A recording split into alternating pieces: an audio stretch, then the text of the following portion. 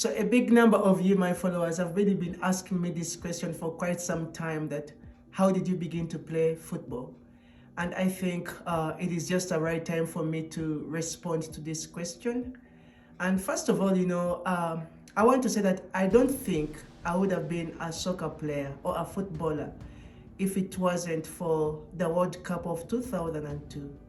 I was a very young, person at that time, and I was only in primary 7. And you can imagine when you're in Africa, primary 7, you're a very young person, just 12 years. And we were watching the World Cup, and it was happening in Korea.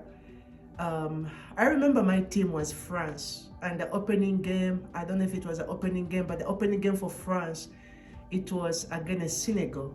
Now, I watched because I was really looking forward to seeing Thierry Henry play. I had heard so many good things about him. I had seen him do wonders, for the Arsenal team, and I was excited, just to watch him, but as a fan. But I remember seeing him play against, Senegal in a struggling French team. Even as a 12-year-old, I could tell that the French team were struggling. And I saw how much he himself tried to carry that team by himself. Remember that Zinedine Zidane was, out, injured for the first 2 games of the tournament. And Thierry Henry had to step in, and he was quite young at that time. And in that moment, I was so inspired. In that moment, I caught a dream not to just, play football for fun, but a dream to try to touch the heights that, Thierry Henry had touched. And when I watched him from that day moving forward, even when they went on to play their second game and he got a red card against Uruguay for that tackle he made, I still felt like he was my biggest inspiration out of 2002. Now, could that be that maybe I was young to notice some other players? But I think it was more about his style. There was something more about his leadership, something more about his demeanor, about his pace, about his beauty on the ball that really made me fall in love, with a beautiful game. And today, I have had the opportunity to play, at a very competitive level for so many years. This is my 11th season with FC Minneapolis. I've had the opportunity to represent my country, the greatest honor of my life. But this wouldn't have been possible if it wasn't for the player called Thierry Henry, who inspired me. And the reason why I share this story, because I do believe there are so many other players out there who do not know that they're the Thierry Henry for someone else. As you go out there to train, as you go out there to play, there is a kid, a 12-year-old kid, a 10-year-old kid who is looking at you. And everything that you're doing has potential to inspire them either in the right direction or in the wrong direction. You have power, my friend. But how you use that power as a ball player, whether you're playing in a community team or in a national top league team, you have power to inspire.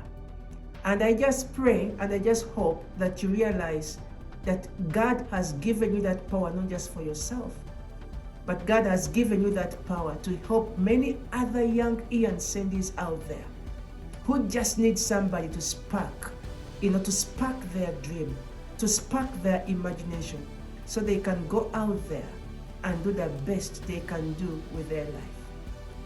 Now that I have shared, a little bit about, how I came to play football, what my inspiration was to play football, I think it would also be fair if I would really tell you a little bit about what it takes to really play at this level, especially the UPSL level, to play in the National League. First of all, at this age, I have been taught by so many coaches. I have been with so many players at different levels different nationalities. I have also been to so many cities, so many great stadiums. But there is, one thing that I have noticed. Out of all the players that I have interacted with, and out of all the coaches that I have been through, the one thing that I have noticed is that you need to have these 5 factors if you are going to go far as a soccer player. So what is the first 5 factor that has been a huge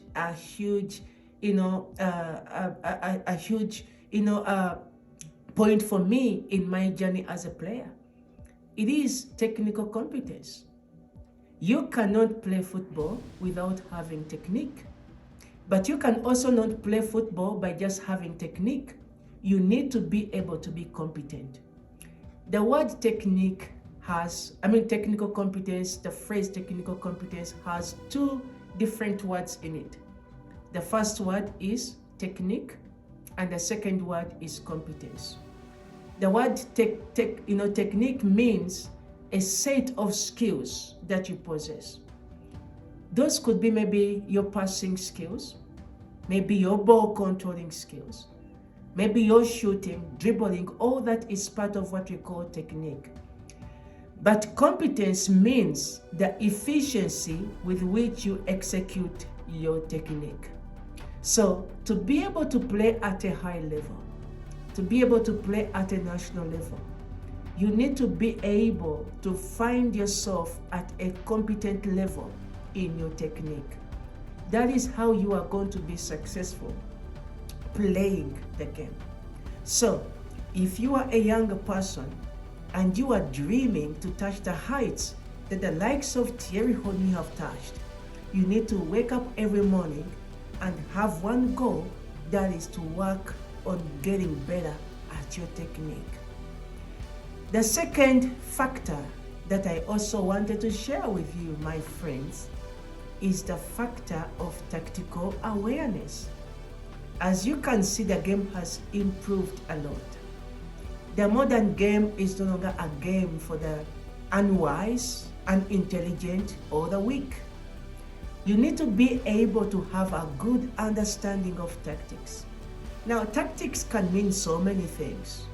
They can be, the system the team is using to play, the style of play they are using, how they are working out their offense, how they are breaking down the defense lines. There is so much that we can unpack here when it comes to the word tactics. But awareness means for you to be developed in your understanding of the different systems, the different styles of play that are required to be successful in the modern game today. As a modern player, you need to be able to understand and fit into several other systems. You cannot be just a 4-4-2 player. You cannot be just a 4-3-3 player. You cannot be just a 4-5-1 player. You need to be able to adapt to every system that the coach throws your way. You need to be able to adapt and make it your own. That is how you are going to be able to make your edge, especially when it comes to the top leagues and to the national level. The third component or factor that we are going to look at in this little conversation we are having is your physical ability. Now, physical ability has to do with strength.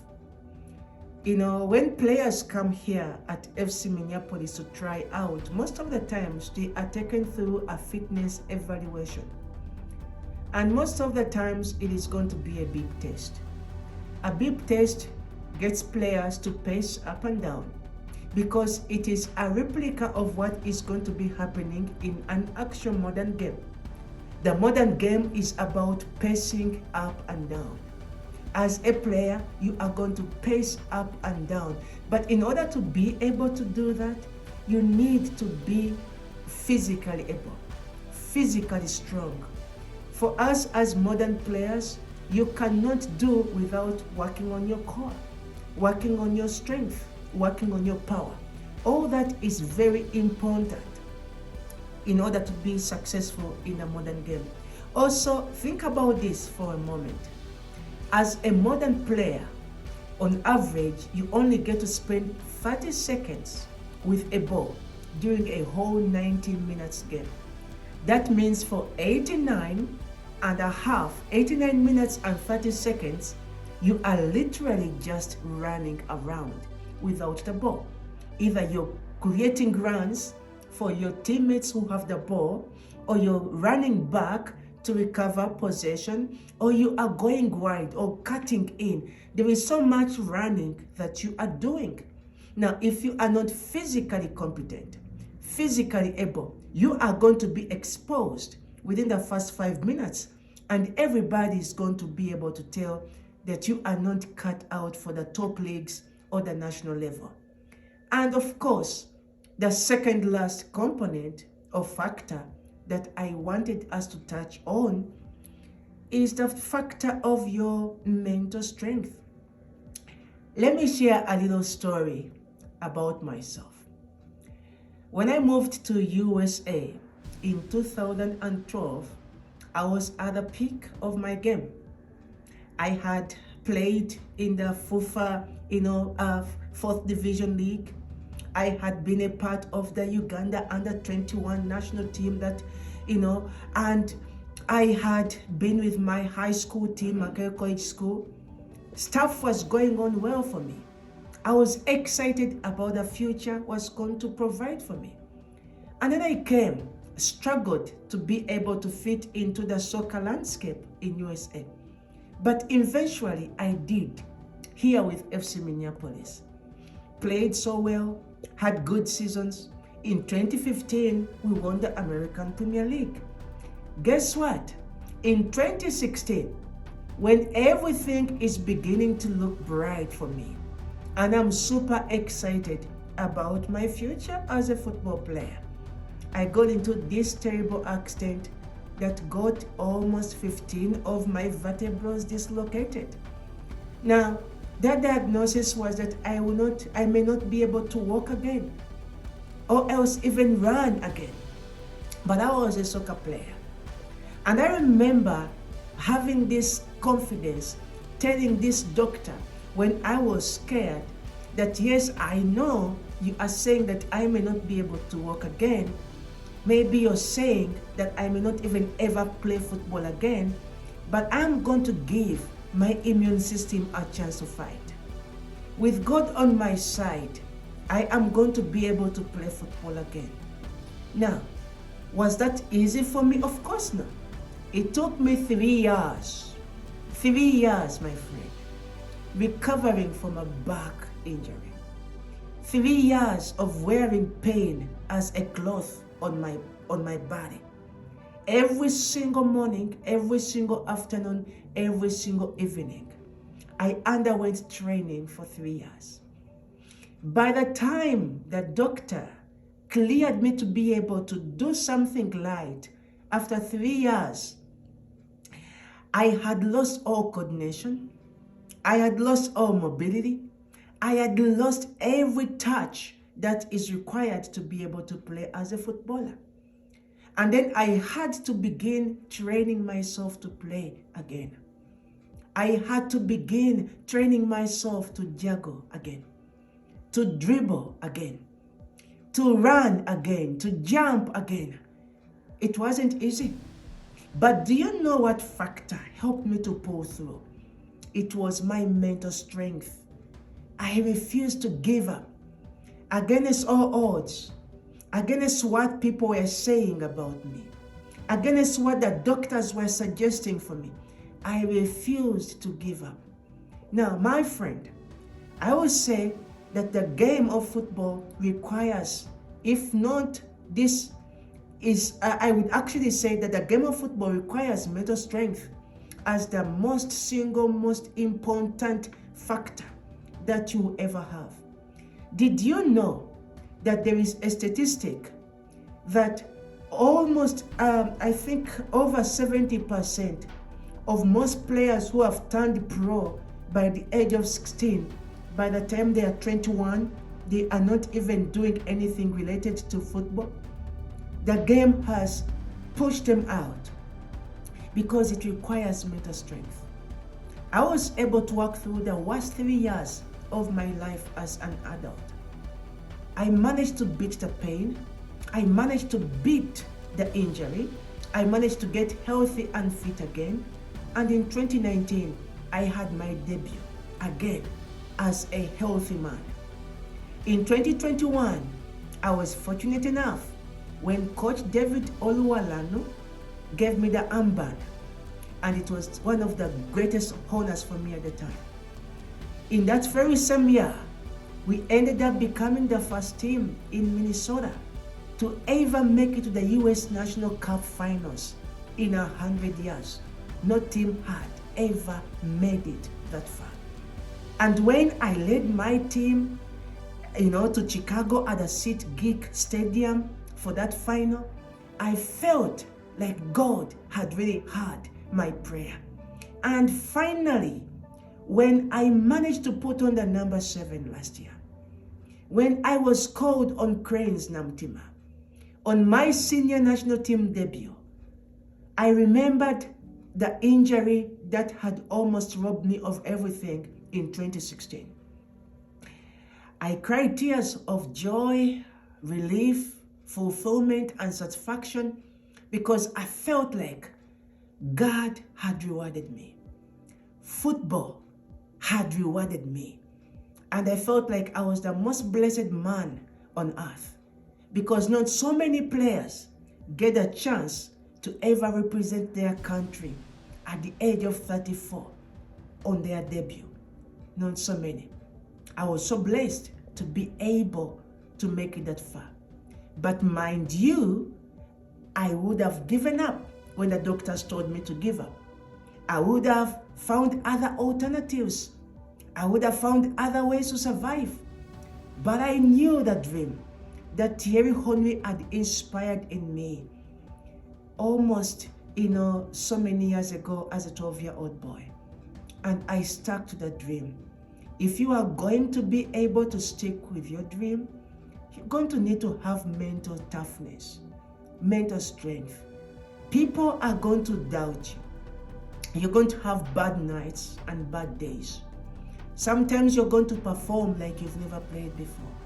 You have to be able to put all that noise behind you and look to the reason why you began playing and keep pushing forward. That is how we inspire the next generation of young players coming up. That is how we become beacons of hope that dreams are possible.